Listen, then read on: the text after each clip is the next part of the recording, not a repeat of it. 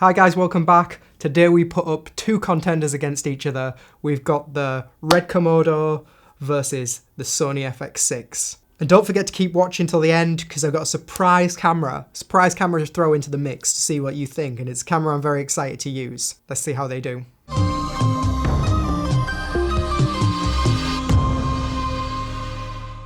So first, before we get into it, I'm going to be talking about the spec of each camera. I'm not going to be going too deep because you can just go and read the specifications online. So first up, we've got the Red Komodo.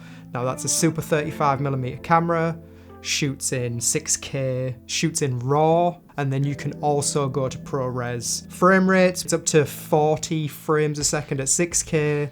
If you jump into cropped 4K mode, you can go up to 50-60, and you can do 120 frames at 1080p, but that crops the sensor. Next up, we've got the FX6. Now that's a full frame camera. It only shoots 4K, and it shoots in various different formats. No RAW, unfortunately, no ProRes. Also, the Sony has a much higher frame rate of 4K. It can go up to 120 frames a second. Now let's talk a little bit about price quickly. Both cameras cost around the 6,000 mark, but I think it's fair to say that the Red is probably going to cost you a little bit more to get up and running. I think the Sony camera comes with a monitor. The Red comes with the monitor on top, but to be honest, I don't think that's a monitor you want to just be using if you're on shoot. So yeah, both cameras around a similar price, but the FX6 I'd imagine is going to be a cheaper option to get it up and running to shoot. Now the FX6 takes E-mount, and you can get various different mounts. The Red takes the RF mount, and there's again a lot more options for you to get an EF mount, for instance, which I use with my camera quite a lot, which has built-in NDs. Also the FX6, just mentioning that camera has built-in NDs into the camera, so it doesn't matter what lens mount you put on the front,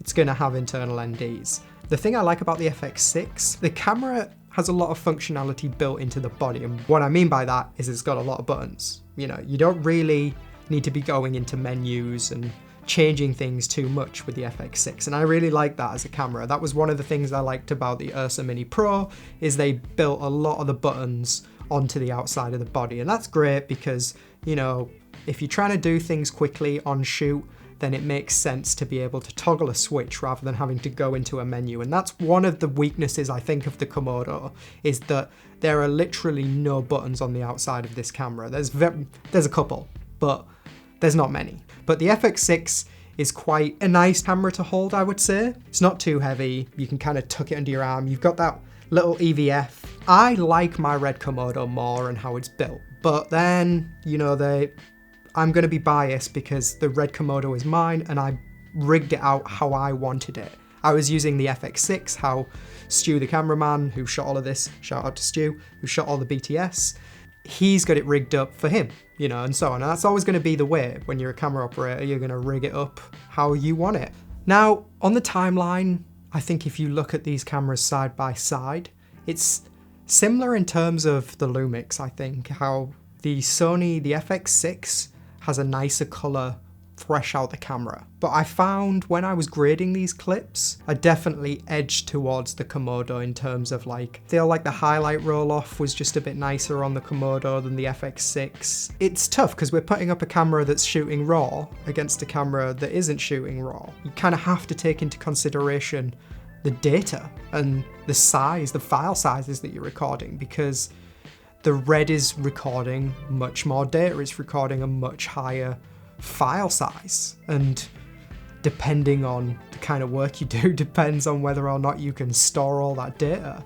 And you know, we got to the end of the shoot and we backed up the cards, and the FX6 had like 50 gig to back up, and the Red had, I think it was about 256. So it's like you're gonna be fitting a lot more data and shooting a lot more, and it's not gonna be as much to store, it's not gonna be as taxing on your computer, and so on. So I have to say I was kind of impressed with the file sizes that were coming out of the FX6. And grading the FX6 footage, whilst it wasn't as nice to grade as the Komodo, it was still nice to grade. If you, as an operator DP, are doing a really varied range of work, you're doing music videos, short films, corporate interviews, documentary, you know, even adverts, then the FX6 is a great all-round camera.